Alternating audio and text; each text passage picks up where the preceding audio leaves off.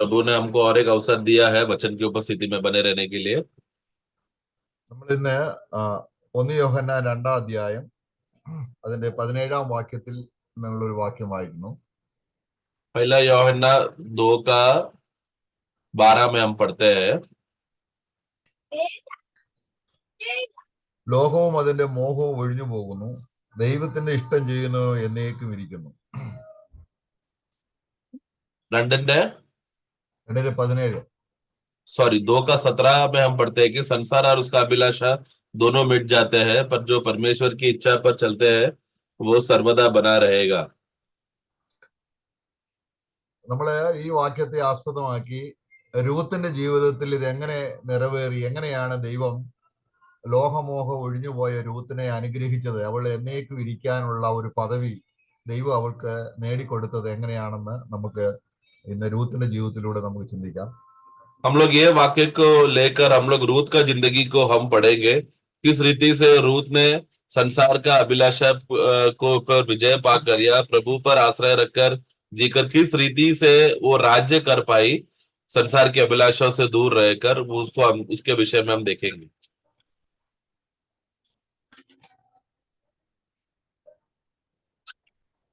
നമ്മള് രൂത്തിന്റെ പുസ്തകം വായിക്കുമ്പോഴേ ആദ്യം അവിടെ അതിന്റെ ആരംഭത്തിൽ നമുക്കറിയാം, എലിമലേക്കും നവോമി എന്ന് പറയുന്ന ഒരു ദമ്പതി ദേശത്ത് അല്ലെങ്കിൽ ഇസ്രായേൽ ദേശത്ത് ക്ഷാമം വന്നപ്പോൾ മോവാബ് ദേശത്തിലേക്ക് പോകുന്ന ഒരു ചെറിയ ചരിത്രം അവിടെ നമ്മൾ വായിക്കുന്നു. हम लोग जब रूत का पहला अध्याय में जब पढ़ते समय में वहां पर हम एलिमलेक और नवोमी को हम देखते हैं कि किस रीति से उन लोग उनके देश में जब अकाल जब आता है तो उनको मोआब के देश में जाना पड़ता है। ഇത് ഇസ്രായേലിൽ നിന്നും മൊബാബിലേക്ക് അവർ കടന്നു പോകുന്നതിന്റെ പിന്നിൽ ഉള്ള ഒരു ദൈവനിഹിതം നമുക്ക് പുതിയ നിയമത്തിൽ കാണാൻ കഴിയും. तो इस रीति से इसराइल इसराइल का अवस्था को छोड़कर वो लोग मोआब देश में जाना पड़ा करके की अवस्था को हम ये इसका एक पहलू को हम देख सकते हैं नए नियम में भी। അപ്പൊ ഇപ്പൊ നമുക്ക് ഇവിടെ നോക്കുന്നത്, നമുക്ക് ഈ എലിമലേക്കിന്റെയും നവോമിക്കും അവിടെ കടുത്ത ശോധന ഉണ്ടായി, തന്റെ 2 മക്കൾ മരിച്ചു. എലിമലേക്ക് മരിച്ചു കഴിഞ്ഞപ്പോൾ ഈ ഇവർക്കുണ്ടായിരുന്ന മക്കൾ വിവാഹം ചെയ്ത 2 മോവാബി സ്ത്രീകളെ വേർപിരിവും ചേർക്കപ്പെടലുമാണ് നമ്മള് ഈ ഇന്ന് ചിന്തിക്കുന്നത്. तो हम यहाँ पर हम आज देखने वाले कि एलीमलेक के जीवन में और नवोमी के जीवन में जब वो लोग मोआब देश में जब वो लोग गए और वहां पर रहने लगे, सेटल हो जाने के बाद आगे चलकर भविष्य में उनका अवस्था ऐसा हो गया कि बहुत सारा कठिनाइयों से जाना पड़ा। उन दोनों को 2 बेटे थे, लेकिन दुविधा में उन लोग दोनों के देहांत मृत्यु हो गया और आगे चलकर एलीमलेक का भी मृत्यु हो गया। तो फिर अभी नवोमी जो सिर्फ अपने दोनों पुत्रों की पत्नियां जो थी, जो उसकी बहू थी, वो दोनों के साथ ही वहां पर था। तो किस रीति से उन लोग दोनों के साथ दोनों को अवसर है वापस जाने का विषय में, वो बात को हम देखते हैं। ഇവിടെ നവോമി തന്റെ മരുമക്കളോട് നിങ്ങളുടെ ദേവന്റെ അടുക്കിലേക്കും നിങ്ങളുടെ ദേശക്കാരുടെ അടുക്കിലേക്കും മടങ്ങി പോകാനുള്ള ഒരു ആഹ്വാനം കൊടുക്കുകയാണ് രണ്ടുപേരോടും. तो नवोमी यहाँ पर क्या करती है, वो दोनों बहुओं को बुलाकर कहती है कि तुम लोग जाओ, वापस अपने देश में जाओ, और जिस रीति से तुम लोग पहले जमानों में तुम लोग कैसा तुम लोग अपना मूर्तियों को और अपने देवों का तुम आराधना करते थे, इसलिए तुम लोग वापस उसी रीति में जाओ करके कहता है। നമ്മൾ ചിന്തിച്ച വചനം, ലോകവും അതിന്റെ മോഹവും ഒഴിഞ്ഞു പോകും, ദൈവേഷ്ടം ചെയ്യുന്നവനോ എന്നേക്ക് നിലനിൽക്കും. അപ്പോൾ അത് ഒന്ന് അതിന്റെ ഓപ്പോസിറ്റ് ആയിട്ട്, അല്ലെങ്കിൽ ലോകവും മോഹവും ഒഴിഞ്ഞു പോകുമ്പോൾ അതിന്റെ പിന്നാലെ പോകുന്നവർ നശിച്ചു പോകുന്നതിന്റെ ഒരു ചിത്രമാണ് നമ്മൾ ഓർപ്പ എന്ന തന്റെ മരുമകളിലൂടെ നമ്മൾ കാണുന്നത്. तो इसके लिए हम लोग ने जो अपने बेस वचन जो आज शुरुआत में लिया, पहला यूहन्ना 2 का 17 में, कि संसार और उसका जो उसका अभिलाषा है दोनों मिट जाएगा, परंतु जो परमेश्वर का इच्छा करता पर चलता है वही सर्वदा बने रहेगा। तो जो संसार और उसकी अभिलाषा दोनों जो मिट जाता है, वो उसके पीछे भागने वाले लोग भी एक नाश का अवस्था या एक मिटने का अवस्था में होता है, जिसका अवस्था को हम देखते हैं। ओरफा जो नवोमी का बहू में से एक है, वो उसके जीवन में ये हुआ जब उसने नवोमी को छोड़कर वापस संसार में चली गई। അപ്പോൾ ഓർപ്പ അവളെ അമ്മായിയമ്മയെ ചുംബിച്ച് കരഞ്ഞ് വേർപിരിഞ്ഞതിന് ശേഷം ഈ ഓർപ്പ വിട്ടുപോയ കാര്യം എന്താണെന്ന് രൂത്തിനെ നവോമി ഓർപ്പിക്കുകയാണ്. तो अभी औरपा यहाँ पर नीचे बढ़ते समय में जब वो अपनी सास को वो चुम्बन देकर और फिर जब वो विदा हो जाती है वापस अपने घर की ओर यात्रा करती है, तो अभी हम अब फिर हम नीचे देखते हैं कि अभी असली अवस्था क्या है करके रूत और नवोमी के बीच में हम देखते हैं. അതിന്റെ 15-ാം വാക്യം, രൂത്തിന്റെ പുസ്തകം 1:15 एक അപ്പോൾ में रूत का നിന്റെ സഹോദരി തന്റെ ജനത്തിന്റെയും തന്റെ ദേവന്റെയും അടുക്കൽ മടങ്ങിപ്പോയല്ലോ, നീയും നിന്റെ സഹോദരിയുടെ പിന്നാലെ പോയിക്കൊള്ളുക എന്ന് പറഞ്ഞു. अभी औरपा ने क्या किया करके ये बात नवोमी रूत से कहती है. वाक्य 15 में पढ़ना. तब उसने कहा, देख तेरी जिठानी तो अपने लोगों और अपने देवताओं के पास लौट गई है, इसलिए तू अपनी जिठानी के पीछे लौट जा. അപ്പോൾ ഓർപ്പ ഒരു താൽക്കാലികമായ രീതിയിൽ നവോമിയുടെ ദൈവത്തെ സ്വീകരിച്ചിരുന്നെങ്കിലും ഒരു അവസരം ലഭിച്ചപ്പോൾ അവള് തിരികെ പോകുന്ന ഒരു സ്ഥിതിയാണ്. അവളുടെ ദേവന്റെ അടുക്കിലേക്കും ലോകത്തിന്റെ സിസ്റ്റത്തിലേക്കും അവൾ തിരികെ പോവുകയാണ്. तो यहाँ पर देखो औरपा कुछ समय के लिए, कुछ पल के लिए जब वो नवोमी के घर में जब वो रहते थी, तब कुछ समय के लिए थी वो यहूदियों का रिवाज के हिसाब से वो मानकर घर में रहती तो थी, लेकिन जैसे ही उसको एक अवसर मिला, मौका मिला, छोड़कर वापस अपने देश में जाकर अपने घराने में और अपने देवताओं को के आराधना करने के लिए वो तुरंत उस बात पर वो चले जाती है, प्रभु को छोड़कर. നമ്മള് കർത്താവിലേക്ക് വരുന്നതിന് ലോകമോഹങ്ങളും ലോകത്തിന്റെ ഇഷ്ടവും അനുസരിച്ച് ജീവിച്ചവരായിരുന്നു. एक समय में हम लोग भी संसार के इच्छाओं को और मोह और अभिलाषा को इच्छा करके उसके अनुसार जीने वाले लोग थे. ഒരുപക്ഷെ ഒരു ടെമ്പററി ആയിട്ട് ഒരു കാലഘട്ടം വരെയും നമ്മൾ യേശുവിനെ സ്വീകരിച്ച് അവസരം വരുമ്പോൾ വീണ്ടും ലോകത്തിലേക്ക് തിരികെ പോകുന്ന ഒരു സ്ഥിതിവിശേഷമാണ് നമ്മൾ ഓർപ്പയിൽ കാണുന്നത്. അത് വീണ്ടും ജനനം പ്രാപിച്ച് കർത്താവിൽ ഭദ്രമാകാത്ത ജീവിതങ്ങൾ അനേകര് ഇന്ന് ക്രിസ്തീയ കോളത്തിലുണ്ട്. और जिस तरह औरपा जो दिखावटी रीति में वो एक यहूदी के घर में रहकर इजराइल का परमेश्वर का बातों को जानकर, सच्चाई जानकर वो आई तो थी, लेकिन जैसा मौका मिला तो वो वापस अपने ही देश में और अपने देवताओं के पीछे अभिलाषों को पूरा करने चली गई. उसी रीति से आज बहुत सारे ऐसे झूठे विश्वासी लोग हैं जो बाहर से दिखाते हैं कि वो लोग विश्वासी है, लेकिन क्योंकि वो लोग नया जन्म ना पाने की वजह से उनका जीवन में जब भी मौका मिलता है तुरंत वो लोग संसारिक अभिलाषाओं के पीछे भाग जाते हैं. ഇവിടെ നമ്മൾ 16-ാം വാക്യത്തില് രൂത്തിനോട് നവോമി പറയുകയാണ്, നിന്റെ സഹോദരി പോയ സ്ഥലത്തേക്കും ദേവന്റെ അടുക്കിലേക്ക് നീ മടങ്ങി പോക എന്ന് പറഞ്ഞപ്പോൾ എന്താണ് അവൾക്ക് പറയാനുണ്ടായിരുന്ന മറുപടി? ഇത് ദൈവസന്നിധിയിൽ നമ്മൾക്കുള്ള ഒരു സ്റ്റാൻഡ്, നമ്മുടെ വിശ്വാസത്തിന്റെ ഉറപ്പ് വ്യക്തമാക്കുന്ന ഒരു സ്റ്റേറ്റ്മെന്റ് ആണ് ഇവിടെ നമ്മൾ കാണുന്നത്. तो ये बातें सुनने के बाद कि जब उसकी जेठानी वापस मोआब देश में अपने देवताओं के पीछे चली गई करके और परिवार को छोड़कर चली गई, ये खबर जब वाक्य 16 में 15 में जब उसको मिला रूत को, उसके विषय में जो 16वां वाक्य में रूत गवाही देती है या बोलती है कि उसका विषय में क्या है और वो क्या निर्णय लेना चाहती है करके, ये वाक्य दरअसल हर एक नया जन्म पाया हुआ विश्वासी का सच्चा गवाह होना चाहिए और इस गवाह पर वो लोग खड़े रहना चाहिए. ഈ 16-ഉം 17-ഉം അവിടെ രൂത്ത് പറയുന്ന സ്റ്റേറ്റ്മെന്റ് ക്രിസ്തീയ ഗോളത്തിൽ അല്ലെങ്കിൽ യഥാർത്ഥ ഒരു വിശ്വാസിയുടെ സ്റ്റേറ്റ്മെന്റ് തന്നെയാണ്. जो ये 16वां वाक्य और 17वां वाक्य जो रूत कह रही है अपने गवाह में और किस रीति से वो निर्णय लेकर यहोवा परमेश्वर की तरफ वो आना चाहती है या रहना चाहती है, ये हर एक विश्वासी जो नया जन्म पाया हुआ विश्वासी का सच्चा गवाह है. ഇവിടെ നവോമി ബേദലഹേം എന്ന അനുഗ്രഹിക്കപ്പെട്ട ദേശം വിട്ടിട്ട് മോവാബ് ദേശത്തിലേക്ക് പോയത് നമ്മുടെ കർത്താവായ യേശു സ്വർഗത്തിലെ സകല മഹത്വവും വിട്ട് ലോകമാകുന്ന മോവാബ് ദേശത്തിലേക്ക് ഇറങ്ങി വന്നതിന്റെ ഒരു ചിത്രമാണ്. तो जैसा हम देखते हैं कि शुरुआत में नवोमी जब वो यरूशलेम नगर में रहती थी, जो जहां पर परमेश्वर का आशीष माना जाता है, और वो देश को छोड़कर वो मोआब के देश में बसने के लिए जाती है, जो संसार को दिखाता है. ये एक छाया है जो हम देखते हैं यीशु मसीह के अवस्था को पूरा करके दिखाता है कि यीशु मसीह जो स्वर्ग में था, वो उन्होंने अपना सारा सुकून को छोड़कर आकर संसार जो ये पृथ्वी पर आया, जो मोआब को दर्शाता है. മോബാബരും അമോന്യരും എന്ന് പറയുന്ന രണ്ട് വംശീയ ജനങ്ങൾ ഉണ്ടായത് എങ്ങനെയാണെന്ന് നമ്മൾ ഉൽപ്പത്തി പുസ്തകം 19:37 വായിക്കുന്നുണ്ട്. ലോത്തിന് ഉണ്ടായ രണ്ട് പെൺമക്കളിൽ ഉണ്ടായ രണ്ട് വംശീയ ജനങ്ങളാണ്, അതായത് ഈ മോബാബരും അമോന്യരും എന്നുള്ളത്. तो मोवाब और अमोरी ये दो जाति थे जो हम देखते कि किस रीति से उन लोग का जन्म हुआ, ये दोनों वंश का, जो हम लोग उत्पत्ति का पुस्तक 37 में अध्याय ഉൽപ്പത്തി പുസ്തകം 19:37.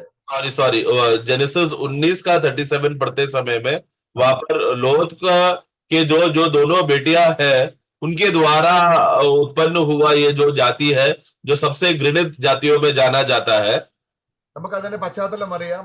അതുകൊണ്ട് അമോന്യരും മോബാബിലും ആയിരിക്കുന്ന ആൾക്കാര് ദൈവത്തിന്റെ സന്നിധിയിൽ അടുത്ത 10 തലമുറ പോലും വരാൻ പാടില്ല എന്ന് നമ്മള് ആവർത്തന പുസ്തകം 23:3 വായിക്കുന്നുണ്ട്.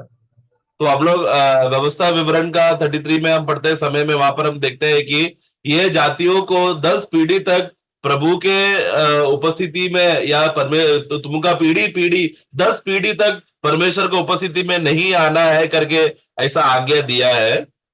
എന്നാല് ജാതികളായ നമ്മളെ സംബന്ധിച്ചിടത്തോളം മോവാബിൽ നിന്നും നമ്മളും കുറവുള്ളവരല്ല. നമ്മളും ജാതികളാണ്, ഇസ്രായേൽ പൗരതയോട് ബന്ധമില്ലാത്തവരാണ്, വാഗ്ദത്തങ്ങൾ ഇല്ലാത്തവരാണ്. എന്നാൽ നമ്മളെ അന്വേഷിച്ച് കർത്താവ് മോവാബ് എന്ന ദേശത്ത് വന്ന് നമ്മളെ സ്നേഹിച്ച് നമ്മളെ തിരിച്ച് അപ്പത്തിന്റെ ഭവനമാകുന്ന ബഥേലിലേക്ക് അല്ലെങ്കിൽ പിതാവിന്റെ അടുക്കലേക്ക് നമ്മളെ കൊണ്ടുപോകുന്ന നവോമിയുടെ റോളാണ് യേശു ക്രിസ്തുവിന് വഹിക്കാനുണ്ടായിരുന്നത്. तो हम लोग भी एक समय में उसी रीति से मोआब के जैसे अन्य जाति लोग थे, जहां पर परमेश्वर का कोई भी वाणी हमारे पर नहीं था या वाचा नहीं था, परमेश्वर से दूर लोग थे, परमेश्वर से हम लोग अन्याय थे. और ऐसे लोग, हम लोग घृणित लोग इस संसार में जीते समय में यीशु मसीह है जो नवोमी का जो किस्सा को पूरा करके वो पृथ्वी पर आता है, भूमि पे आता है और हमें बचाता है, हमें उद्धार देता है और सुरक्षित वापस हमें परमेश्वर का भवन, जो यहाँ पर इजराइल या रूत का पुस्तक में इजराइल दर्शाता है, उसको वापस वो लौटाता है. കർത്താവ് ഈ നവോമി രൂത്തിനോട് പറയുന്നത് പോലെ കർത്താവ് ശിഷ്യന്മാരോട് യോഹന്നാന്റെ സുവിശേഷം 6-ാം അധ്യായത്തിൽ പറയുന്നുണ്ട്. അനേകര് കർത്താവ് കഠിനമായിരിക്കുന്ന ചില കാര്യങ്ങൾ പറഞ്ഞപ്പോൾ കർത്താവിന്റെ മാംസം സാക്ഷാൽ ഭക്ഷണമാണ്, രക്തം സാക്ഷാൽ പാനീയമാണെന്നൊക്കെ പറഞ്ഞപ്പോൾ ഇത് കഠിന വാക്കെന്ന് പറഞ്ഞ് അനേകർ അവനെ വിട്ടുപോയപ്പോൾ കർത്താവ് ശിഷ്യന്മാരോട് പറഞ്ഞു, നിങ്ങൾ തന്നെ വിട്ടുപോകാൻ പറയുന്നുണ്ട്. तो हम जैसा जैसा यहाँ पर नवोमी रूत से बात करते समय में उसको अवसर दिया कि तुम्हारे जेठानी ने जैसा छोड़कर चला गया वैसा तू भी चले जा करके, यही सेम घटना हम लोग यीशु और उसके चेलों के साथ देखते हैं. जो यूहन्ना का सुसमाचार 6वां अध्याय में हम लोग पढ़ते समय में हम देखते हैं, जब प्रभु ने वचन बोला कि मेरा मांस जो सचमुच भोजन है और मेरा लहू जो है सचमुच एक पानी का पीने के लिए है करके बोलते समय में वो एक कठिन बात है करके देखने के बाद बहुत से लोगों ने प्रभु को छोड़कर चले गया. तो ऐसा छोड़ने के बाद के वजह से प्रभु भी चेलों की ओर मुड़कर कहता है कि तुम भी चाहिए तो मुझे छोड़कर जा सकते हो करके प्रभु वो 12 चेलों को प्रभु अवसर देता है. അപ്പോൾ ആ പോയവരെല്ലാം ഒരു ഓർപ്പയെ പോലെയുള്ള ഒരു ദൈവത്തിന്റെ കർത്താവിന്റെ ശിഷ്യത്വം ഏറ്റെടുക്കാൻ തയ്യാറില്ലാത്ത നിലയിൽ ഒരു ബാധ്യതയും ഇല്ലാതെ ഒരു ചുമതലയും ഇല്ലാതെ വെറുതെ പുറപ്പെട്ടു വരുന്നവരുടെ മുമ്പിൽ കർത്താവ് ഒരു തീരുമാനം പറഞ്ഞപ്പോൾ അവരെല്ലാം തിരിഞ്ഞു പോയി. എന്നാൽ ശിഷ്യഗണത്തിന് പറയാനുണ്ടായിരുന്ന രൂത്തിനെ പോലെ അവരും പറഞ്ഞു. അവര് ഈ 16-17 വാക്യങ്ങൾ നമ്മളെ സംബന്ധിച്ചോളം വളരെയധികം അടിസ്ഥാനപരമായ നമ്മുടെ വിശ്വാസത്തിന്റെ അടിത്തറയാണ്. तो जब प्रभु ने जिस रीति से कहा कि तुम लोग को छोड़ के जाना चाहते हो तुम जा सकते हो करके, जैसा रूत को नवोमी ने कहा, तो जैसा नवोमी रूत ने उस विषय में जैसा गवाह दिया उसी रीति से प्रभु के बाकी चेले लोग भी गवाह दे रहे. तो पहले जो प्रभु के पास बहुत से चेले थे, वो चेले लोग कैसे थे? औरपा के समान थे. बस उन लोग को यीशु के पीछे आना, यीशु भलाई कार्य कर रहा है, अच्छा कार्य कर रहा है बोलकर उसके पीछे आ रहा है, उसका सब बातों का फायदा उठा रहा है. और लेकिन प्रभु का सचमुच जो चेलेपन का जो जिम्मेदारी है वो उन लोगों को कुछ भी जिम्मेदारी ना उठाना है, बस यीशु का नाम के फायदा उठाकर चलना है. उस रीति से औरपा का जैसा एक जिंदगी बाकी चेलों ने दिखाया, लेकिन रूत का जैसा खड़ा रहने वाला सिर्फ 12 चेले ही थे. നമ്മുടെ ക്രിസ്ത്യ ജീവിതം അടിസ്ഥാനപരമായി വളരെ സ്ട്രോങ് ആയി കർത്താവിനെ പിൻപറ്റണമെങ്കിൽ രൂത്ത് എടുത്ത തീരുമാനം പോലെ തന്നെ നമ്മൾ തീരുമാനം എടുത്തവരാണ്. വിശേഷാൽ നമ്മൾ സ്നാനത്തോടുള്ള ബന്ധത്തിൽ ഒരു ഉറച്ച തീരുമാനം എടുത്ത് നമ്മൾ കർത്താവിനെ പിൻപറ്റാൻ തീരുമാനിച്ചവരാണ്. അതേ അർത്ഥത്തിലാണ് ഇവിടെ രൂത്ത് പറയുന്നത്. तो जैसा हम लोग ने विश्वासी नया जन्म के द्वारा बपतिस्मा में वो गवाही देकर कहता है कि बपतिस्मा एक गवाह है कि वो प्रभु के लिए और प्रभु का विषय के लिए वो खड़ा है करके, जैसा रूत ने गवाही दिया, वही विश्वासी लोग अपना नया जन्म के द्वारा बपतिस्मा में वो गवाही दे रहा है और प्रभु का सच्चाई के लिए वो लोग खड़े हैं. അത് നമുക്ക് 16-17 ഒന്ന് വായിക്കാം. ഇത് ദൈവേഷ്ടം ചെയ്യുന്നവർക്ക് വേണ്ടിയുള്ള ഒരു അടിസ്ഥാന തീരുമാനമാണ്. അവരുടെ ഹൃദയത്തിൽ അവർ എടുക്കുന്ന ഒരു പ്ലഡ്ജാണ്, കർത്താവിനോട് ഒരു കരാറാണ്. കർത്താവിന്റെ സന്നിധിയിൽ അത് ഏറ്റവും വിലപ്പെട്ടതാണ്. तो रूत का पुस्तक पहला अध्याय 16-17 अध्याय वाक्य में जब रूत जो गवाही देता है और नवोमी को जो उत्तर देता है, ये हर एक विश्वासी का जीवन में निर्णय लिया हुआ एक अवस्था है. ये सभी विश्वासियों के लिए एक शपथ के समान है जो प्रभु के सच्चाई के लिए खड़े रहने के लिए निर्णय लिया हुआ एक बात को दर्शाता है. അപ്പോൾ രൂത്തിന്റെ ജീവിതത്തിൽ അവൾ അടിസ്ഥാനപരമായി അനുഗ്രഹിക്കപ്പെടുവാൻ, അല്ലെങ്കിൽ അവള് വളരെ ശപിക്കപ്പെട്ട ഒരു കുടുംബ പശ്ചാത്തലത്തിൽ നിന്നും ഇസ്രായേലിന്റെ അല്ലെങ്കിൽ ദാവീദിന്റെ ഗ്രേറ്റ് ഗ്രാൻഡ് മദർ ആയി തീരാനുള്ള ഭാഗ്യം ലഭിച്ചത് ഇവളുടെ ഈ അടിസ്ഥാന തീരുമാനത്തിന്റെ അടിസ്ഥാനത്തിലാണ്. तो अभी रूत ने इस रीति से प्रभु के लिए, यहोवा परमेश्वर के लिए, सच्चाई के लिए वो खड़ा रहा और उस यहोवा परमेश्वर का सेवा के लिए उसने अपना गवाही देकर उस गवाही पर अंत तक मजबूत खड़े रहने का निर्णय उसने लिया, जिसके वजह से उसको एक ऐसा भाग्य मिला कि मसीहा जिस वंश से आने वाला है उस वंश में रूत को उसमें होने का भाग्य का अवसर प्रभु दिया, क्योंकि उसने प्रभु का सच्चाई के लिए खड़ा रहा. കാരണം ഇസ്രായേലിൽ ഒരു രാജഭരണമില്ല, ന്യായാധിപന്മാർ ഭരിക്കുന്ന ഒരു കാലഘട്ടമാണ്.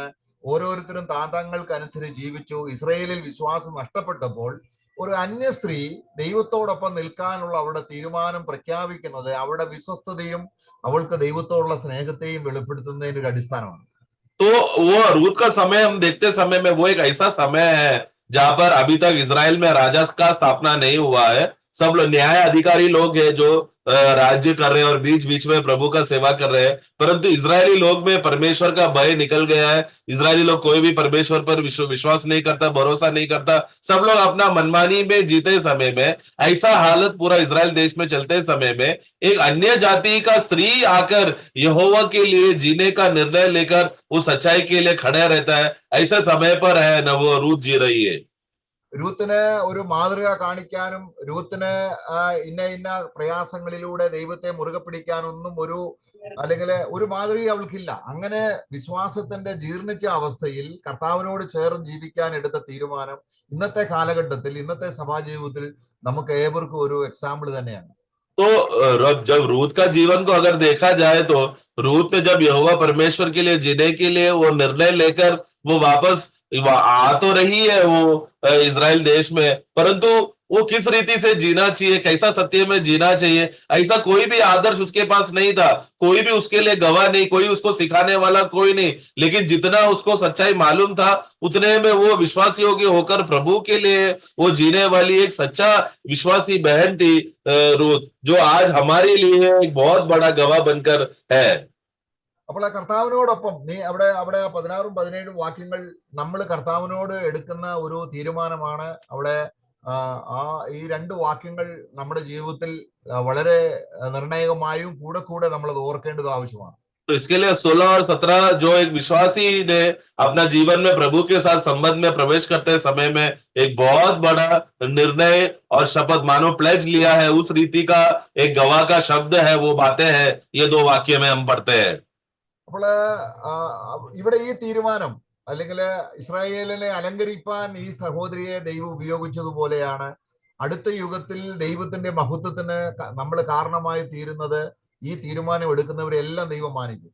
तो जिस रीति से रूत ने वो गवाही के लिए खड़ा रहा, जिसके वजह से आगे चलकर पूरा इस्राएल में प्रभु यीशु मसीह का कार्य का तैयारी होकर यीशु मसीह कार्य कर सके, उसके लिए रूत का एक कारण बना ताकि उसका भविष्य सफल रहे. उसी रीति से प्रभु हमें आज जो लोग ये रूत के समान ये निर्णय लेकर प्रभु के लिए, सच्चाई के लिए खड़े रह रहे, प्रभु हमारे द्वारा भविष्य में आने वाले युगों में अपने राज्य में वो एक हमें फल देने का या फिर हमें उसका प्रतिफल का कारण बनेगा. നമ്മളിത് രൂത്ത് എടുത്ത തീരുമാനം പോലെ വേദപുസ്തകത്തിൽ അനേകര് തീരുമാനം എടുത്തിട്ടുണ്ട്. നമ്മൾ ദാനിയേലിനെ നോക്കുകയാണെങ്കിൽ ഒരു അന്യദേശത്ത് ചെന്നപ്പോൾ അന്യ ദൈവങ്ങളുടെ പൂജയ്ക്ക് അർപ്പിക്കുന്ന ആ ആഹാര പദാർത്ഥങ്ങൾ തിന്നാൻ അവസരം കിട്ടിയപ്പോൾ ദാനിയേൽ എടുക്കുന്ന തീരുമാനം, ദാനിയേൽ ഒരു ഹൃദയത്തിൽ ഒരു തീരുമാനം എടുത്തു, ഞാൻ ഇതിനാൽ മലിനമാകത്തില്ല, ഞാൻ എൻ്റെ കർത്താവിനോടൊപ്പം ചേർന്ന് നിൽക്കും. നമ്മൾ ദാനിയേലിന്റെ പുസ്തകം 1-ാം അധ്യായം 8-ാം വാക്യത്തിൽ വായിക്കുന്നുണ്ട്. तो जैसा रूत ने इस रीति से गवाही लिया है, वैसा हम लोग दानियल के जीवन में भी हम देखते हैं। दानियल का पुस्तक 1-18 में हम पढ़ते समय में जब वो अन्य देश में आया तो वो उसका गवाही ये था कि इस अन्य देश का भोजन की वजह से मैं अपने आप को कलंक नहीं करूंगा, मैं अपने आप को शुद्ध रखूंगा, मैं इस बाबिलोन के रीति से मैं एक नहीं होगा बोलकर वो भी निर्णय लेता है। जैसा रूत ने अपने यहोवा के लिए शपथ लेकर जिया, वैसा दानियल ने भी शपथ लेकर सच्चा गवाही के लिए जिया। നമ്മൾ പിന്നെ ദാനിയേലിന്റെ പുസ്തകത്തിൽ സദ്രക്കും മേശക്കും അബേദ്നെഗോവിന്റെയും ഒരു ഉറച്ച തീരുമാനം നമ്മൾ കാണാൻ കഴിയുന്നുണ്ട്. और फिर वही दानियल का पुस्तक में हम लोग शद्रक मेशक अबेदनगो का भी एक ठोस स्थान को हम देखते हैं, जहां पर वो लोग ने निर्णय लिया और मूर्ति के सामने दंडवत नहीं किया। ദൈവം അവരെ നെബൂഖദ്നേസർ നിർത്തിയ ബിംബത്തിന്റെ മുമ്പിൽ നമസ്കരിക്കാൻ ഓർഡർ വന്നപ്പോൾ അവര് ദൈവം ഞങ്ങളെ രക്ഷിക്കുമെന്നുള്ള ഒരു നിലയിലല്ല, ദൈവത്തിന് വേണ്ടി യാഗമായി തീർന്നാലും ഞങ്ങൾ നിന്റെ ദൈവത്തെ ആരാധിക്കത്തില്ല എന്ന ഉറച്ച തീരുമാനം ഒരു അന്യദേശത്ത് എടുക്കുന്നത് ദൈവത്തോട് ചേർന്ന് നിൽക്കുന്നതിന്റെ യഥാർത്ഥ സാക്ഷ്യമാണ്. तो वहां पर शद्रक मेशक अबेदनगो को जब वाणी आया कि मूर्ति के सामने दंडवत करो, तो शद्रक मेशक अबेदनगो ने नहीं किया। तब उनका गवाही ये क्या था कि ये गवाही नहीं था कि परमेश्वर हमें आकर बचाएगा, सिर्फ उतना ही बात नहीं था, बल्कि उन लोगों का गवाही ये था कि अगर हम लोगों को परमेश्वर के लिए एक बलि भी अगर हो जाना पड़े, इस आग में जलकर मर जाना पड़े, तो भी हम लोग इस दंडवत के सामने झुकेंगे नहीं बोलकर वो उनका गवाह था, जिसके वो लोग उस गवाह पे वो लोग खड़े थे। കർത്താവിന്റെ ഉപദേശത്തിന്റെ ഏറ്റവും അടിസ്ഥാനപരമായിട്ടുള്ള ഉപദേശം, അല്ലെങ്കിൽ നമ്മൾ യോഹന്നാന്റെ സുവിശേഷം അതിന്റെ 15-ാം അധ്യായത്തിൽ എന്നെ പിരിയാതെ നിങ്ങൾ എന്നോട് ചേർന്ന് നിൽക്കണം എന്നുള്ളതാണ് സകല ഉപദേശത്തിന്റെ അടിസ്ഥാനം. നമ്മൾ ഒരുപാട് ഉപദേശങ്ങൾ അറിഞ്ഞാലും വ്യക്തിപരമായി കർത്താവിനോട് അടുപ്പമില്ലാത്ത ഒരു ജീവിതം ഓർപ്പയെ പോലുള്ള ജീവിതം തന്നെയാണ്. तो इसके लिए वहां पर जैसा यूहन्ना का सुसमाचार 15 अध्याय में प्रभु कहता है कि मुझे छोड़ तुम लोग कुछ नहीं कर सकते करके, वो है एक सच्चा विश्वासी के जीवन में आया हुआ गवाह, जब वो नया जन्म हो जाने के बाद वो उस अवस्था में पहुंचता है, क्योंकि वो अभी प्रभु के बगैर वो कुछ नहीं कर सकता, इस रीति में आप पहुंच जाता है।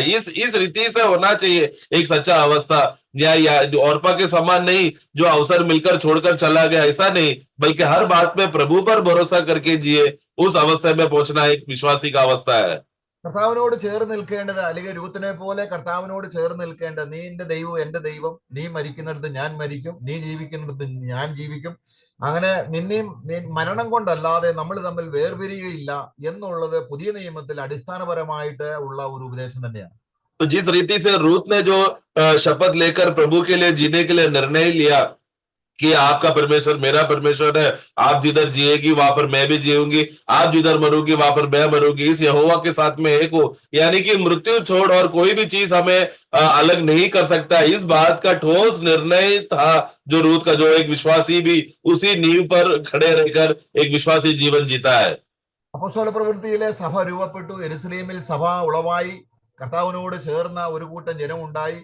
അപ്പോൾ അന്ത്യോക്യയിലും കുറച്ചുപേര് കർത്താവിനെ വിശ്വസിച്ചു. അപ്പൊ അന്ത്യോക്യയിലുള്ള വിശ്വാസികളുടെ അടുക്കിലേക്ക് യെരുശലേം സഭ ബർന്നബാസിനെ അയക്കുമ്പോൾ ബർന്നബാസ് അവിടെ ചെന്ന് കണ്ട കാര്യവും താൻ അവിടെ പറഞ്ഞ കാര്യവും നമുക്കൊന്ന് വായിച്ച് മനസ്സിലാക്കാം. हम लोग प्रेरितों का कार्य में पढ़ते समय में जब यरूशलेम का मंडली स्थापना होकर बहुत उन्नति रीति से, अच्छे रीति से उन्नति प्राप्त कर वहां के प्रभु के लोग, विश्वासी लोग आशीष में बढ़ रहे थे, जिसके वजह से आगे चलकर अंत्योक में भी प्रभु का एक सच्चा गवाही का कारण हुआ और वहां पर भी मंडली स्थापना हुआ। तो यरूशलेम से प्रभु वहां पर चेले लोग बरनबास को भेज रहा है कि वो अंत्योक का कलीसिया का गवाही क्या है करके, जिस विषय में हम लोग पढ़ के देख सकते हैं प्रेरितों का कार्य में। അവിടെ അതിന്റെ 20-ാം വാക്യത്തിൽ നമ്മള് അപ്പോസ്തല പ്രവൃത്തി 11:20 നമ്മൾ വായിക്കുമ്പോൾ അവിടെ ചിലർ 11-20 ോസ്കാരും കുറേനക്കാരും ആയിരുന്നു. അവർ അന്ത്യോക്യയിൽ എത്തിയ ശേഷം യവനന്മാരോടും കർത്താവായ യേശുവിനെ കുറിച്ചുള്ള സുവിശേഷം അറിയിച്ചു. കർത്താവിന്റെ കൈ അവരോട് കൂടെ ഉണ്ടായിരുന്നു. വലിയൊരു കൂട്ടം വിശ്വസിച്ച് കർത്താവിലേക്ക് തിരിഞ്ഞു. അവിടെ ഇനി അടുത്ത വാക്യം നമ്മൾ എത്തുമ്പോൾ അതിന്റെ 22-ാം വാക്യവും 23-ാം വാക്യവും ഒന്ന് വായിക്കുമ്പോൾ വളരെ സുപ്രധാനമായ ഒരു കാര്യം അപ്പോ ബർന്നബാസ് അന്ത്യോക്യയിലെ വിശ്വാസികളോട് പറയുന്നുണ്ട്.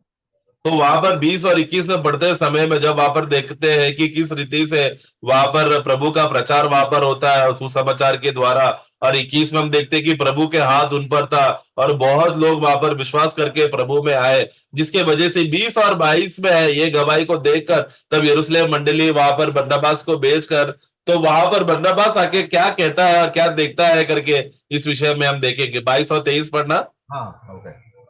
तब उनकी चर्चा यरूशलेम की कलीसिया के सुनने में आई और उन्होंने बरनबास को अंताकिया भेजा। वह वहां पहुंचकर और परमेश्वर के अनुग्रह को देखकर आनंदित हुआ और सबको उपदेश दिया कि तन मन लगाकर प्रभु से लिपटे रहो। അവിടെ ബർന്നബാസ് കർത്താവിന്റെ കൃപ കണ്ട് സന്തോഷിച്ചു എന്നാണ് 23-ാം വാക്യത്തിൽ വായിച്ചത്. बाबा 23 में हम पढ़ते समय में हम देखते हैं कि बरनबास ने जब परमेश्वर का अनुग्रह को देखा किस रीति से अंतोक्या मंडली में कार्य हो रहा है, उस अनुग्रह को देखकर वो बहुत आनंदित हुआ करके हम पढ़ते हैं। പിന്നെ എന്താണ് അവിടെ പ്രത്യേകിച്ച് ഒരു വചനം പറയേണ്ട ആവശ്യമില്ല, കാരണം ദൈവകൃപ കണ്ട് സന്തോഷിച്ചു. तो इसके लिए ये अनुग्रह का बात को देखने के बाद वो इतना खुश था कि खास स्पेशल वचन बोलकर उनको प्रोत्साहन करे, स्पेशल सरमन दे, स्पेशल संदेश दे, ऐसा कुछ भी जरूरत नहीं था। उसने परमेश्वर का अनुग्रह देखा, वो खुश हो गया, उसी में वो आनंदित कर रहा था। പക്ഷെ അവിടെ പറയേണ്ട ഒരു സന്ദേശം പിന്നെയും ബർന്നബാസ് അവിടെ പരിശുദ്ധാത്മാവിൽ പറയുന്നുണ്ട്. परंतु उधर पवित्र आत्मा से भरकर अंत्योक्या कलीसिया के लिए जो संदेश जरूरत था वो एक बात वहां पर कहता है, എല്ലാവരും ഹൃദയ നിർണയത്തോടെ കർത്താവിനോട് ചേർന്ന് നിൽപ്പാൻ പ്രബോധിപ്പിച്ചു. അവിടെ എല്ലാവരും കർത്താവിനോട് ചേർന്ന് നിന്നവരാണ്, അനേക ദൈവകൃപയുണ്ട്. പക്ഷെ എന്തുകൊണ്ടാണ് ബർന്നബാസ് ഈ വാക്യം പ്രത്യേകിച്ച് അവിടെ പറഞ്ഞത്? 23-ാം വാക്യം. तो ये बात इतना अब आनंद देखने के बाद भी तो भी वो एक स्टेटमेंट वहां पर कहता है कि अभी तुम लोग क्या करना, सबको उपदेश दिया कि तन मन लगाकर प्रभु के लिए तुम लोग लिपटे रहो या प्रभु से लिपटे रहो। तो ये ऐसा क्या बात, ऐसा जरूरत पड़ा कि बरनबास को ये उपदेश देना पड़ा कि तुम लोग तन मन लगाकर प्रभु में लिपटे रहो। ഇത് തന്നെയാണ് രൂത്തിനുണ്ടായിരുന്നത്. यही तो अनुभव रूत को भी हुआ।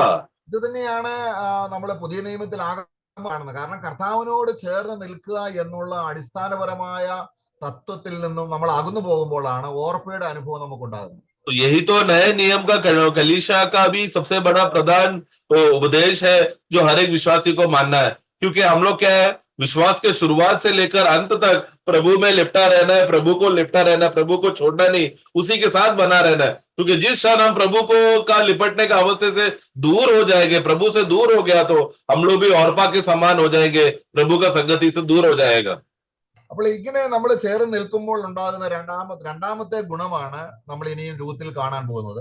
इस रीति से लिपटा रहने के वजह से और क्या लाभ है करके वो उसका दूसरा वजह को हम रूत का जीवन में देखेंगे। അവര് ബേത്ലഹേമിൽ തിരിച്ചു വന്നു. वो लोग वापस बेथलेहम में आया। എന്നാൽ അവിടെ രൂത്ത് ബേത്ലഹേമിൽ വന്നപ്പോൾ രൂത്ത് നബോം വരുമ്പോൾ അത് യവം കൊയ്യുന്ന സമയമാണ്. तो वहां पर जब हम देखते हैं कि दोनों जब वापस बेथलेहम में तो वापस तो आया और उस समय में कटनाई का समय था, फसल का काटने का समय था। അപ്പോൾ അവിടെ പറയുകയാണ്, അവിടെ 2-ാം അധ്യായത്തിന്റെ 2-ാം വാക്യത്തിൽ അവൾ പറയുകയാണ്, വീട്ടിൽ വന്ന് അല്പസമയം താമസിച്ചുള്ളൂ, ഉടനെ അവൾ പറയുകയാണ്, ഞാൻ പോയി വയലിൽ പോയി കതിർ പെറുക്കാൻ എനിക്ക് അനുവാദം തരണം. तो दूसरा अध्याय का दूसरा वाक्य से हम लोग पढ़ते समय में हम देखते हैं कि वो लोग बस वापस लौटे ही थे और थोड़ा समय के लिए वो लोग ने विश्राम किया था, और फिर वो कहती है कि मुझे इजाजत दो या मुझे अनुग्रह दो कि मैं जाकर कोई हल काटू या अनाज को मैं इकट्ठा करूं। അപ്പോൾ കർത്താവിനോട് ചേർന്ന് നിൽക്കുമ്പോൾ ഉണ്ടാകുന്ന നമ്മുടെ അടുത്ത ആത്മാവിന്റെ നിലവാരം എന്ന് പറയുന്നത് ഈ കതിർ പെറുക്കുക എന്ന് രൂത്തിന്റെ ജീവിതത്തിൽ ഉണ്ടായത് ദൈവത്തിന്റെ വചനം നമ്മുടെ ഹൃദയത്തിൽ ശേഖരിക്കുന്നതിനെയാണ് പുതിയ നിയമത്തിൽ അർത്ഥമാക്കുന്നത്. वाक्य 2 पढ़ना। और मोआबिन रूत ने नओमी से कहा, मुझे किसी खेत में जाने दे कि जो मुझ पर अनुग्रह की दृष्टि करे, उसके पीछे पीछे मैं सिला बिनती जाऊं। उसने कहा, चली जा बेटी। तो वो सिला बिनती जाओ मतलब क्या कि वो जिस खेत में जाएगा, जिसने भी उसके ऊपर अनुग्रह करेगा तो वो जाकर अनाज इकट्ठा कर सके। तो यही है नए नियम के विश्वासियों के जीवन में भी होने वाला एक अनुभव का बात। जैसे ही वो लोग नया जन्म में आने के बाद, अनुभव में होने के बाद, अगला कदम वो विश्वासी लोग क्या करना चाहिए कि जब भी उनको अवसर मिले अनुग्रह मिले तो वो लोग मसीह को इकट्ठा करते रहे, ये बात के लिए वो लोग समय लेना चाहिए। നമ്മള് 2-ാം അധ്യായത്തിന്റെ 7-ാം വാക്യത്തിൽ ബോവസിന്റെ വയലിൽ അവള് ഭാഗ്യവശാൽ വന്നു. ആ ആ കൊയ്ത്തുകാരുടെ മേലാളോട് അവള് പറയുന്ന ഒരു കാര്യമുണ്ട്, ഞാൻ വീട്ടിൽ അല്പസമയമേ താമസിച്ചുള്ളൂ, ബാക്കി സമയം മുഴുവനും കതിർ പറക്കാനായിട്ട് വന്നത് എന്ന് അവളെ സാക്ഷ്യപ്പെടുത്തുന്നുണ്ട്. वाक्य 7 पढ़ना। उसने कहा था, मुझे लगने वालों के पीछे पीछे फूलों के बीज बिनने और बालें बटोरने दो। तो वह आई और भोर से अब तक यही है, केवल थोड़ी देर तक घर में रही थी। तो वो गवाही दे रही है कि देखो वो थोड़े देर ही घर पे थी, जैसे ही वो घर पहुंचा तुरंत आया हूं, मैं यहाँ पर अनाज इकट्ठा करने आई हूं बोलकर वो गवाही दे रही है। അപ്പൊ നമ്മുടെ വീട്ടുകാര്യങ്ങളോടുള്ള ബന്ധത്തിലാണ് നമ്മുടെ ജീവിതത്തിന്റെ മുഴുവൻ ഭാഗങ്ങളും പോകുന്നത്. ഒരു 24 മണിക്കൂർ ഉണ്ടെങ്കിൽ മുഴുഭാഗവും മിക്കവാറും 1-2 മണിക്കൂർ അല്ലെങ്കിൽ ഒരുപക്ഷെ നമ്മൾ ചെലവഴിക്കും, ബാക്കി സമയം മുഴുവനും നമ്മൾ ഭൗമിക വിഷയത്തിന് വേണ്ടി ചെലവഴിക്കണം. तो अब देखो विश्वासी भी क्या यहाँ पर देखो उसका गवाही क्या है रूत का। ये विश्वासी लोग क्या करते हैं, विश्वासी बन जाने के बाद उन लोग पूरा समय घर की बातों के लिए ही वो लोग समय बिताते हैं, ज्यादा भी समय घर के विषय के लिए बिताते हैं। 1 या 2 घंटा ही रहेगा या 3 घंटा ही रहेगा शायद दिन में, जो 24 घंटा प्रभु ने दिया है, जो शायद कुछ काम प्रभु के लिए करेगा या मसीह को एकत्र करने के लिए समय देगा, लेकिन बाकी सब का समय हम लोग संसार में जीने या घर की बातों में हम लोग बिजी हो जाते हैं। കതിർ പറക്കാനുള്ള അവളെ ആഗ്രഹം വയലിൽ വന്നപ്പോൾ ബോവസ് കണ്ടിട്ട് ബോവസ് അവളെ പ്രത്യേകമായിട്ട് ട്രീറ്റ് ചെയ്യുന്നതാണ് നമ്മൾ 2-ാം അധ്യായത്തിന്റെ 8-ാം വാക്യത്തിൽ വായിക്കുന്നത്. दूसरा अध्याय का 8वां वाक्य जब पढ़ते समय में, जब वो अनाज इकट्ठा करने जाती है तो बोअज का नजर उस पर पड़ता है और वो उसके ऊपर खास रीति से नजर रखकर उसके ऊपर अनुग्रह दिखाता है करके 8 से हम पढ़ते हैं। അവിടെ നീ ഭാഗ്യവശാൽ എന്റെ വയലിൽ വന്നു, तो तू भाग्य रीति से तू मेरे खेती में तो तू आई, നീ എന്റെ അടുക്കൽ നിന്ന് ഒരിക്കലും നീ വിട്ടുപോകണ്ട. अब तू मेरा ये खेत को छोड़कर कभी नहीं जाना। താപ്പോട്ടുള്ള വാക്യങ്ങളിൽ കൊയ്ത്തുകാരോട് പറയുന്നുണ്ട്, നിങ്ങൾ കൊയ്യുന്നതിൽ നിന്ന് അവൾക്ക് വലിച്ചിട്ട് കൊടുക്കണം. और फिर नीचे अपने बाकी के गुलामों को, दासों को कहता है कि तुम लोग जब कटनाई काटते समय में थोड़ा तुम लोग संभाल कर रखना, थोड़ा अलग रखना, ताकि उसको जितना चाहिए उसको बटोरने देना। പിന്നെ ഭക്ഷണ സമയത്ത് പ്രത്യേകിച്ച് അതിന്റെ രൂപത്തിന് 2-ന്റെ-14 വായിക്കുന്നു, ഭക്ഷണ സമയത്ത് അവൾക്ക് പ്രത്യേക പരിഗണന ബോവസ് കൊടുക്കുന്നു. ജോലിക്കാരോട് പറയുന്നുണ്ട് അവളെ സൂക്ഷിക്കണം, അവളെ കരുതണം.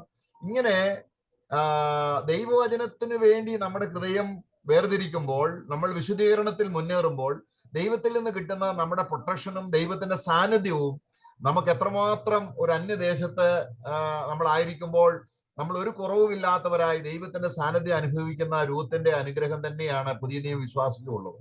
और फिर बाकी 14 में पढ़ते समय में अपना खास नौकरों को और दासों को कहता है कि उसको खाने के विषय में भी उसको खाना देना, उसको कोई भी प्रकार का तकलीफ नहीं होना चाहिए, वो उसको दुख नहीं होना चाहिए, तुम लोग संभालना करके देखभाल करना। इस रीति से बोआस अपने नौकरों को रूत का देखभाल करने के लिए कहता है। मतलब वो क्या दिखाता है कि जब एक विश्वासी अपने विश्वास के जीवन में बढ़ोतरी पाकर प्रभु का वचन में बढ़ोतरी पाने के लिए अपना समय पूरा से ज्यादा करके समय प्रभु का वचन के लिए और मसीह को बटोरने के लिए समय बिताएगा, तो उनका शारीरिक जीवन का जो भी भूख का जरूरत की चीजें है वो प्रभु समय समय पर उसको पूरा करके देगा। हमें घबराने की, चिंता करने की कोई जरूरत नहीं है। हमें बस अपना समय प्रभु मसीह को और कमाने के लिए हम लोग को समय देना है। बाकी का काम क्योंकि प्रभु विश्वास योग्य है, वो हमें संभालेगा। നമ്മള് അതിന്റെ 2-ന്റെ-23 അവസാനം നമ്മൾ വായിക്കുന്നുണ്ട്, അവൾ യവ കൊയ്ത്തും ഗോതമ്പ് കൊയ്ത്തും തീരുവോളം പെറുക്കുവാൻ ബോവസിന്റെ ബാല്യക്കാരോടുകൂടെ ചേർന്നിരിക്കുകയും അമ്മായി അമ്മയോടുകൂടെ പാർക്കുകയും ചെയ്തു. 23 पढ़ना। इसलिए रूत जौ और गेहूं दोनों की कटनी के अंत तक बिनने के लिए बोअज की दासियों के साथ साथ लगी रही और अपनी सास के यहाँ रहती थी. ആ കൊയ്ത്തുകാലം അല്ലെങ്കിൽ അത് കംപ്ലീറ്റ് ആ കാലഘട്ടം മുഴുവനും അവളുടെ ജീവിതം പെറുക്കുവാൻ വേണ്ടി അവൾ ഉപയോഗിച്ചു. तो रूत ने अपना पूरा जिंदगी क्या किया, कटनी का जो अंत समय तक था वो पूरा जिंदगी उसी के लिए इस्तेमाल किया।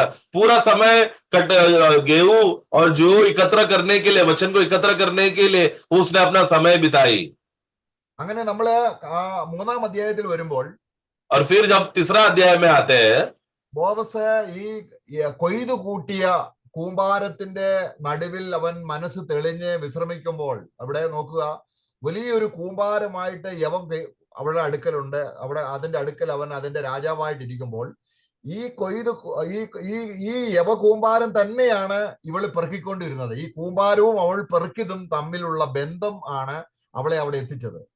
तो और फिर आगे चलकर हम देखते हैं कि तीसरा अध्याय में ऐसा हुआ कि हम एक वहां पर जो बोआस के जो खेती में एक बहुत बड़ा खलिहान था, जहां पर पूरा गेहूं का एक बहुत बड़ा पहाड़ जैसा खलिहान भर के रखा था, जहां पर पूरा अनाज एकत्र होता है।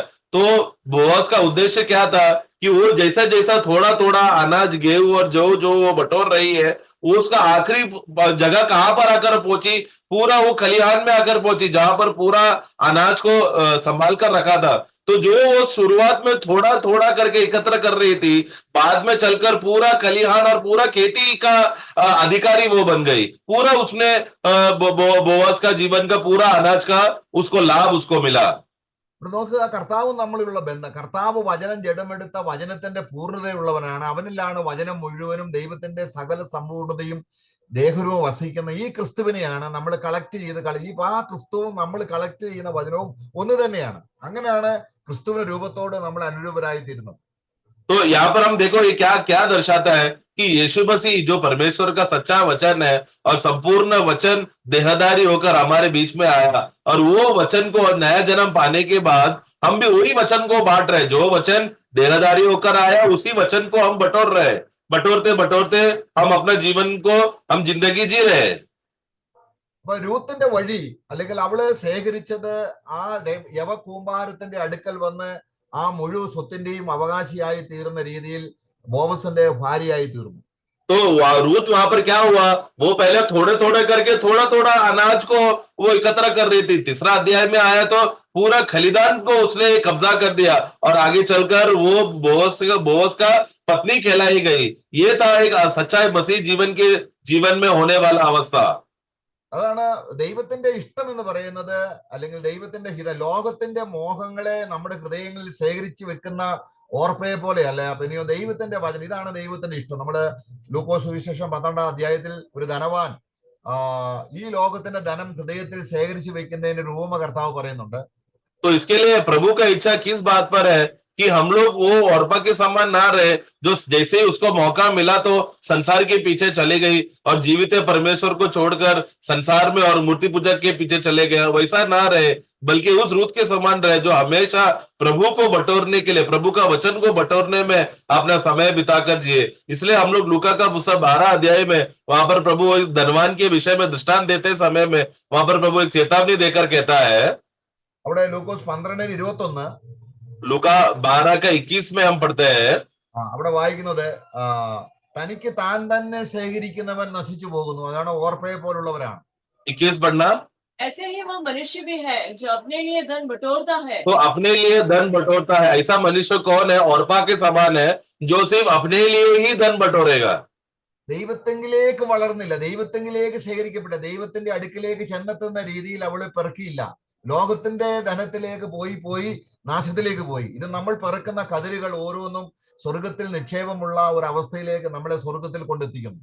तो ऐसा लोग परमेश्वर के दृष्टि में धनी नहीं। क्यों? क्योंकि वो अपने आप के विषय में बटोर रहा है, प्रभु पर आश्रय कर प्रभु को नहीं बटोर रहा है। अपना चीजें संसार में आश्रय कर संसार की बातों को बटोरने की वजह से वो अपने आप में बटोर रहा था। प्रभु को बटोरने का ना होने की वजह से वो परमेश्वर का दृष्टि में धनी नहीं। यही है, संसार को कमाने वाले लोग परमेश्वर की नजर में धनी नहीं है। इसलिए प्रभु चाहता है कि हम लोग प्रभु को बटोरते रहे ताकि प्रभु में हमारा बढ़ोतरी पाए। നമ്മള് ദൈവം ക്ഷമിക്കാത്ത ഒരു പാപമായിട്ട് നമ്മൾ പഴയ നിയമത്തിൽ കാണുന്നുണ്ട്. ആവർത്തന പുസ്തകം അതിന്റെ 29, അതിന്റെ 18, 19, 20 വാക്യങ്ങൾ വായിക്കുമ്പോൾ, ദൈവവിഷയമായി സമരനാകാതെ ഇരുന്നാലും, ഞാൻ എന്റെ ഇഷ്ടപ്രകാരം നടന്നാലും, ലോകത്തിന്റെ മോഹത്തിൽ ഞാൻ ജീവിച്ചാലും എനിക്കൊന്നും സംഭവിക്കയില്ല എന്ന് പറയുന്ന ഒരാളെ ദൈവത്തിന് അനുഗ്രഹിപ്പാനും ക്ഷമിപ്പാനും കഴിയത്തില്ലെന്ന് ദൈവം വ്യക്തമായിട്ട് പറയുന്നുണ്ട്. Deuteronomy 29 18, 19, 20 വാക്യങ്ങൾ വായിക്കുമ്പോൾ हम लोग व्यवस्था विवरण उसका 29 का 18, 19 और 20 वाक्य पढ़ते समय में, जब एक व्यक्ति अपने जीवन में वो धन को बटोर कर अपना स्वयं में जीकर खुशी में जीने लगता है, तो ऐसा व्यक्ति के विषय में जब उसको प्रभु नहीं चाहिए और बाकी के चीजें चाहिए बोलकर जीता है, उसके जीवन में होने वाला अवस्था है जो व्यवस्था विवरण 29 का 18, 19, 20 का वाक्य में, उसका अवस्था ऐसा होगा कि भी प्रभु भी उसका ये हरकतों को माफ नहीं कर पाएगा। उसके उस हालत तक वो पहुंच जाता है जो मोह संसार की धन को कमाने के पीछे चला गया। 19 വാക്യം, ഞാൻ ലോകത്തിന്റെ മോഹത്തിനനുസരിച്ച് നടന്നാലും എനിക്കുള്ളിൽ സമാധാനമുണ്ട് എന്ന് ഒരുവൻ പറയുന്നുവെങ്കിൽ അവനെ അനുഗ്രഹിക്കാൻ ദൈവത്തിന് കഴിയത്തില്ല, ദൈവം അവനോട് ക്ഷമിക്കത്തില്ല എന്നാണ് നമ്മള് 20 വാക്യത്തിൽ വായിക്കുന്നത്. 19, 20 വാക്യത്തിൽ അത് വ്യക്തമാക്കിയിട്ടുണ്ട്. 19 पढ़ना, 29 का व्यवस्था करो, 29 का 19। और ऐसा मनुष्य इस शाप के वचन सुनकर अपने को आशीर्वाद के योग्य माने और यह सोचे कि चाहे मैं अपने मन के हट पर चलूं और तृप्त होकर प्यास को मिटा डालूं तो भी मेरा कुशल होगा। तो ऐसा व्यक्ति क्या कर रहा है, संसार की बातों में वो चले जाकर और संसार की खुशियों के पीछे जाकर वो अपने आप को धोखा दे रहा है। भले ही वो धोखा में गिर रहा हो तो भी वो क्या सोच रहा है कि मुझे कुछ नहीं होगा, मुझे कोई तकलीफ नहीं होगा। ऐसा अवस्था में अगर अपने आप को धोखा देकर चलेगा तो क्या होगा? वाक्य 20 में कहता है कि तो यहोवा भी ऐसे पाप को क्षमा नहीं कर पाएगा, क्योंकि वो उतना दुविधा श्राप का अवस्था में वो गिर चुका है जो अपने मन का खुशी के लिए प्रभु को छोड़कर संसार में चले जाता है। तो ഇതേ അർത്ഥത്തിൽ കർത്താവ് മത്തായിയുടെ സുവിശേഷം 12:30 പറയുന്നുണ്ട്. അത് നമ്മൾ മലയാളത്തിൽ വായിക്കുമ്പോൾ അർത്ഥം ശരിയാകുന്നില്ല. നമ്മൾ അത് ഇംഗ്ലീഷ് വായിക്കുകയാണെങ്കിൽ വളരെ വ്യക്തമാണ്.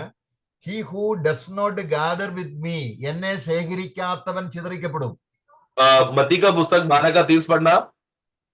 जो मेरे साथ नहीं वह मेरे विरोध में है और जो मेरे साथ नहीं बटोरता वह बितराता है। देखो, जो मेरे साथ नहीं बटोरता मतलब जो ये विश्वासी बनकर प्रभु के साथ नहीं बटोरता या प्रभु को ही नहीं बटोरता, वो क्या हो जाएगा? वो परमेश्वर के खिलाफ हो जाएगा और वो तितर बितर हो जाएगा। അപ്പോൾ അവിടെ കർത്താവ് വ്യക്തമായിട്ട് പറയുകയാണ്, എന്നെ ശേഖരിക്കാത്തവൻ. അല്ലെങ്കിൽ അപ്പൊ കർത്താവിനെയാണ് നമ്മൾ ഓരോ ദിവസവും ശേഖരിച്ച് ആ വലിയ യവകൂമ്പാരത്തിന്റെ അടുക്കൽ നമ്മൾ ചെന്നെത്തുകയാണ്. എല്ലാ സ്വത്തിന്റെയും ക്രിസ്തുവിൽ നമ്മൾ അവകാശികളായി സ്വർഗത്തിൽ സൂക്ഷിച്ചിരിക്കുന്ന ക്ഷയം, വാട്ടം, മാലിന്യം ഒന്നുമില്ലാത്ത ഉത്തമ അവകാശത്തിന് നമ്മൾ ഭാഗ്യവാന്മാരാകി തീരുന്നത് യേശു ക്രിസ്തുവിനെ പിറക്കുക, ക്രിസ്തുവിനെ നമ്മള് ഹൃദയത്തിൽ ശേഖരിച്ച് ദൈവവിഷയമായി സമ്പന്നനായി തീരുന്ന ഒരു അനുഭവമാണ് ഒരു രൂത്തിന്റെ അനുഭവത്തിൽ ഉണ്ടായതുപോലെ നമ്മളെയും ദൈവം വിളിച്ചിരിക്കുന്നത്. इसलिए प्रभु का आग्रह, जैसा रूत ने समय समय पर बटोर कर वो खलिदान में पहुंचा और आगे चलकर बोवस का पत्नी जानी गई, उसी रीति से प्रभु भी अपना विश्वासियों के जीवन में यही चाहता है कि वो प्रभु के साथ बटोरे। और प्रभु के साथ बटोरे मतलब प्रभु को ही बटोरते रहे, बटोरते डायरेक्ट खलिदान में पहुंचे जहां पर पूरा अनाज संभाल कर रखा है और उसी खलिदान का वो मालिक बन जाए। मतलब प्रभु का जो प्रभु ने उसके लिए रखा हुआ धन का हिस्सेदार बन जाए। इस रीति से प्रभु चाहता है कि वो विश्वासी हमेशा प्रभु पर आश्रय कर प्रभु को ही प्रतिदिन बटोर कर जिए, जो ये रूत के द्वारा प्रभु हमको कहना चाहता है। ഇവിടുത്തെ വിഷയം നമ്മൾ അറിയാം. ഈ രൂത്ത് തന്നെ ഇഷ്ടം പോലെ പെറുക്കുമായിരുന്നില്ല. അവൾക്ക് ബോവസിന്റെ കൽപ്പനയുണ്ട്, നിങ്ങൾ കെട്ടിയ കറ്റയിൽ നിന്നും വലിച്ചിട്ടതാണ് അവൾ പെറുക്കുന്നത്. ഇതുപോലെ കർത്താവ് തരാത്തത് പെറുക്കുന്നതിനെ കുറിച്ചല്ല ഇവിടെ പറയുന്നത്. കർത്താവ് തരുന്നത് പെറുക്കിയെടുക്കുന്ന ദൈവവചനത്തിന്റെ അനുഗ്രഹത്തെ കുറിച്ചാണ്. വേർപാട് കൂടാതെ നമ്മൾ ഒരുപാട് വചനം പറഞ്ഞാലും കർത്താവിനോട് ആന്തരിക സ്നേഹവും ബന്ധവും ഇല്ലാതെ ജീവിക്കുന്ന അനേകരുണ്ട്. അതിനെക്കുറിച്ചല്ല. പിന്നെയോ കർത്താവ് തരുന്നത് പെറുക്കിയെടുത്ത് ക്രിസ്തുവിൽ സമരരായി തീരുന്ന ഒരു ഭാഗം ജനമുണ്ട്, രൂത്തിനെ പോലുള്ളവര്. तो यहाँ पर भी देखो, प्रभु ने एक व्यवस्था वहां पर दिया था। रूत जब वहां पर खेती में जाकर जब वो बटोरती थी, वो अपना मनमर्जी से जितना चाहिए उतना नहीं बटोरती थी, बल्कि जो दास लोगों ने उसके लिए अलग करके रखा था उसी में ही से ही जाकर वो बटोरती थी और उसका जरूरत के बातों में वो तृप्त हो जाती थी। तो जितना उसके लिए दिया गया था उतना ही में ही वो खुश रहती थी और उसी के लिए उसको था। उसी रीति से नए नियम में प्रभु का जीवन में हम लोग बटोरते समय में मसीह को प्रभु ने हमको जितना अनुमति दिया है आत्मा के नियंत्रण में, हमें उसी बात को बटोरना है जो प्रभु ने हमारे लिए अलग करके रखा है। हम लोग उसी में हमें जीना है। मतलब क्या कि मुझे बहुत सारा वचन मालूम है, बहुत सारा ज्ञान मालूम है बोलकर, परंतु आत्मा में जीने का विषय आते समय में नहीं जिया तो वो सही नहीं होगा। प्रभु ने जो हमको आत्मा के नियंत्रण में जो बोला है उसी को ही हमें वचन के आधार पर मानकर जीना है, वही सच्चा विश्वासी है। ഇത് നമ്മള് യോഹന്നാന്റെ സുവിശേഷം 4-ാം അധ്യായത്തിന്റെ 36-37 വാക്യങ്ങളിൽ കർത്താവ് കൊടുക്കുന്നത് ശേഖരിക്കുമ്പോൾ യജമാനനും സന്തോഷിക്കുന്നു, ശേഖരിക്കുന്ന വ്യക്തിയും ഒരുമിച്ച് സന്തോഷിക്കുന്നു. यूहन्ना का पुस्तक अध्याय 4 में पढ़ते समय में जब हम पढ़ते हैं कि प्रभु का ने अपना मालिक ने जो अपना दास को बटोरने के लिए जो बोला, वो जब बटोरेगा तो मालिक भी खुश रहता है और जो बटोरने वाला व्यक्ति है, गुलाम है, वो भी खुश रहता है। കർത്താവിന്റെ സമയത്ത് യഹൂദന്മാർ വചനമുള്ളവരായിരുന്നു. प्रभु के समय में यहूदी लोग अच्छा वचन का ज्ञानी लोग थे, പക്ഷെങ്കിൽ കർത്താവിന് അത് സന്തോഷമല്ല. കർത്താവ് കൊടുത്ത രീതിയിലല്ല അവർ പെറുക്കിയത്. കാരണം അവർക്ക് ഇഷ്ടം പോലെ തങ്ങളുടെ ബുദ്ധിക്കും ജ്ഞാനത്തിനും അനുസരിച്ച് വചനത്തിലുള്ള കാര്യങ്ങൾ തിരിച്ചു മറിച്ച് കളയുകയാണ് ചെയ്തത്. परंतु प्रभु उस समय का ज्ञानी लोगों से खुश नहीं था, क्योंकि उन लोगों को वचन मिलने के बाद वो लोग अपना मनमानी कर कर और अपने फायदे के लिए वचन का इस्तेमाल करके उसको ट्विस्ट कर कर अपना मतलब के लिए इस्तेमाल करते थे। प्रभु ने जिस उद्देश्य से वचन दिया था और जो अर्थ समझना चाहिए था, वो अर्थ ना समझकर प्रभु की इच्छा के खिलाफ वो लोग कार्य किया। നമ്മളെ യോഹന്നാന്റെ സുവിശേഷം 5-ാം അധ്യായത്തിൽ കർത്താവ് പറയുന്നുണ്ട്, അതിന്റെ 39-ാം വാക്യം, നിങ്ങൾ യഹൂദന്മാരെ സംബന്ധിച്ച് നിങ്ങൾ തിരുവെഴുത്ത് അന്വേഷിക്കുന്നു, പക്ഷെങ്കിൽ അത് ഞാൻ തരാതെ നിങ്ങൾ പെറുക്കുന്നതാണ്. ജീവൻ പ്രാപിക്കണമെങ്കിൽ ഞാൻ വചനം നിങ്ങൾക്ക് തരണം. तो यूहन्ना का पुस्तक 5:39 में पढ़ते समय में वहां पर देखो प्रभु क्या कहते हैं, तुम लोग पवित्र शास्त्र में ढूंढते तो हो, परंतु ये समझते नहीं कि अनंत जीवन कहाँ मिलता कहाँ पर है, और तुम्हें लगता है कि तुम्हारे पास अनंत काल का जीवन है, परंतु तुम लोग मेरे पास नहीं आ रहे हो। मतलब क्या, तुम लोग ज्ञानी हो बोलकर तुम लोग अपना मन मर्जी कर अपना रीति से तुम लोग अनंत काल का विषय में ज्ञान तुम लोग प्राप्त कर रहे हो, लेकिन सच्चा अनंत काल का जीवन जो मेरे पास है और मैं मेरी इच्छा देने करने वाले लोगों के ऊपर मैं दूंगा करके ये तुम लोग ना मालूम करके मेरे पास आकर तुम लोग अनंत काल का जीवन नहीं प्राप्त कर रहे हो। ഇസ്രായേലിന്റെ ചരിത്രത്തിൽ എന്നും ഓർക്കുവാൻ സ്മരണീയമായ ഈ സഹോദരി, ഒന്ന്, അവള് കർത്താവിനോട് എടുത്ത തീരുമാനം, രണ്ട്, വചനം ശേഖരിപ്പാൻ, കർത്താവ് കൊടുക്കുന്നത് പെറുക്കിയെടുക്കാൻ തയ്യാറായി അവസാനം ആ ഗ്രഹത്തിന്റെ നായികയായി തീർന്നതുപോലെയാണ് സഭയെ കർത്താവ് വിളിക്കണം. ഇത് യവകൊയ്ത്തിന്റെ സമയമാണ്, പെറുക്കുവാനുള്ള സമയമാണ്. കർത്താവ് ധാരാളമായി വചനം തരാൻ താല്പര്യമാണ്. എന്നാൽ നമ്മൾ അത് പെറുക്കുന്നത് നമ്മുടെ ബുദ്ധിക്കും നമ്മുടെ ഇഷ്ടത്തിനും അനുസരിച്ചാണോ, അതോ കർത്താവിനോട് ചേർന്നുള്ള ഒരു ജീവിതത്തിൽ നിന്നും കൂടെ ലഭിക്കുന്ന വചനമാണോ എന്നുള്ളത് കൊണ്ടാണ് നമുക്ക് അനുഗ്രഹപ്പെട്ടവരോ അതോ ഓർപ്പേപ്പുള്ളവരോ എന്ന് നമുക്ക് നമ്മളെ തന്നെ തിരിച്ചറിയാൻ കഴിയുന്നത്. इसलिए प्रिय, रूत का जीवन को अगर हम लोग पढ़ेंगे, उसका यहूदी जो इस्राएल में एक ऐसा स्त्री का इतना बड़ा ऐतिहासिक बातें हैं जो यहूदियों के बीच में अभी भी चर्चा में रहता है, उतना बड़ा कार्य उसने किया। उसी रीति से नया जन्म पाया हुआ विश्वासी का जीवन भी मसीह के साथ रहकर मसीह के साथ जीने वाला, मसीह के साथ लिपटा रहने वाला बातें हैं। जैसा रूत ने निर्णय लिया, दो बातें जो रूत ने किया, एक है प्रभु के लिए जीने का निर्णय लिया, और दूसरा है कि प्रभु के लिए वो जो अपने परिवार के लिए उसने जो अनाज बटोरा, और बटोरते बटोरते बटोरते बटोरते उसी खेत का वो मालकिन बन गई। उसी रीति से विश्वासी लोग भी जो प्रभु के लिए सच्चा गवाही के लिए जीने के लिए जो शपथ लेने वाले लोग और उस सच्चाई के लिए जीने वाले लोग आगे चलकर मसीह में आश्रय कर मसीह के साथ रहकर मसीह में लिपट कर मसीह को इकट्ठा करते रहना, बटोरते रहना, यह है सच्चा विश्वासी का जीवन और लक्ष्य होना चाहिए। क्योंकि अभी कौन सा समय है, अभी कठिनाई का समय है। प्रभु हमको भंडारता से वचन हमको देते जा रहा है। हमारा काम क्या है, मसीह ने जो हमारे लिए तैयार करके रखा हुआ अनाज को ही प्रभु में आश्रय कर प्रभु के नियंत्रण में रहकर उसी अनाज को बटोरे जो प्रभु ने हमको दिया है, और उसको वैसे ही वचन का अर्थ को समझे जो प्रभु उद्देश्य करता है। अपना इच्छा के अनुसार नहीं और अपना ज्ञान में स्वयं ज्ञानी होकर अहंकारी ना बने, लेकिन प्रभु के इच्छा के अनुसार प्रभु जैसा चाहता है उस रीति से हम बढ़े। യോഹന്നാൻ 2:17 നമ്മൾ വായിച്ചതുപോലെ ലോകത്തിന്റെ മോഹം, മനസ്സ് പുതുക്കി രൂപാന്തരപ്പെട്ട് ലോകത്തോട് അനുരൂപരാകാതെ ക്രിസ്തുവിന്റെ മരണത്തോട് ഏകീഭവിച്ച് പുനരുത്ഥാനത്തിൽ അവനോട് ചേർന്ന് നിന്ന് ആ വചനം നമുക്ക് ഹോളി സ്പിരിറ്റ് തരുമ്പോൾ അത് ദൈവത്തിന്റെ വചനം അല്ലെങ്കിൽ ദൈവ ഇഷ്ടം ചെയ്യുന്നവൻ എന്നേക്ക് നിൽക്കും. നിത്യതയിൽ നമ്മളെ എന്നും ഒരു നക്ഷത്രമായിട്ട് ശോഭിക്കും. കർത്താവ് നമ്മളെ അതിനായിട്ടാണ് വിളിച്ചിരിക്കുന്നത്. നമുക്ക് ഈ തലമുറയിൽ രൂത്തിനെ പോലെ ആകാം. കർത്താവ് നമ്മളെ സഹായിക്കട്ടെ. इसके लिए हम लोग पहला यूहन्ना 2:17 में जो हमने वचन शुरुआत में लिया कि संसार और उसके अभिलाषा दोनों मिटते जा रहा है, परंतु जो परमेश्वर का इच्छा पर चलता है वही सर्वदा बना रहेगा। परमेश्वर की इच्छा क्या है, परमेश्वर ने उनका एकलौता पुत्र यीशु मसीह को जो इस जगत पर दिया ताकि उस पर विश्वास करे, उस पे लिपटे रहे और उसको बटोरते रहे। प्रभु में बने रहकर उसी को बटोरते रहना, उन्हीं का वचन में बढ़ते रहना, यही परमेश्वर का इच्छा है। ऐसा परमेश्वर के इच्छा में बने रहने वाले लोग ही सर्वदा टिका रहेगा, सर्वदा बना रहेगा, और वही लोग रहेगा भविष्य में आगे चलकर चांद और सितारे के समान। जैसा सितारा हमेशा चमकते रहता है, उसी रीति से विश्वासी लोग तारों के समान चमकते रहेंगे, अपना महिमा में बढ़ेंगे। उसके लिए प्रभु सबको इस्तेमाल करे। Praise the Lord. പ്രാർത്ഥിക്കാം നമുക്ക്. Praise the Lord.